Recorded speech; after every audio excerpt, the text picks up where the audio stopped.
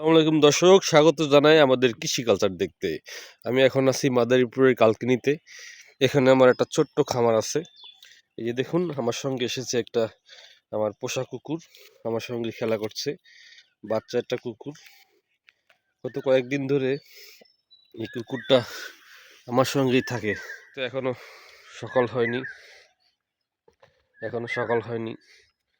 এর মধ্যে আমার এই যে কুকুরটা আমার সাথে খেলা করছে।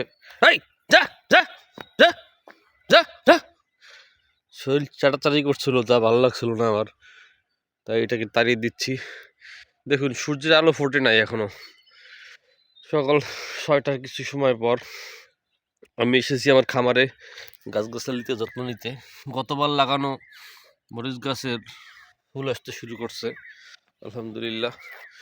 এখন আমি আমার সাবমার্সিবল ডিসি পাম্প দিয়ে খামারটাকে ভিজাবো।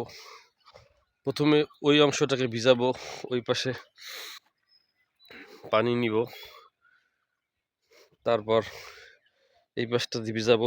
নতুন একটা ব্যাটারি কিনেছি, 30 অ্যাম্পিয়ারের 12 ভোল্টের ব্যাটারি, ডিজিডিসি ডংজিং গ্রুপের ব্যাটারি। এটা কি অরিজিনাল ব্যাটারি কিনা রিপেয়ার ব্যাটারি সেটা আমি বুঝতে পারছি না। এখন মোটর চালালেই বুঝতে পারবো।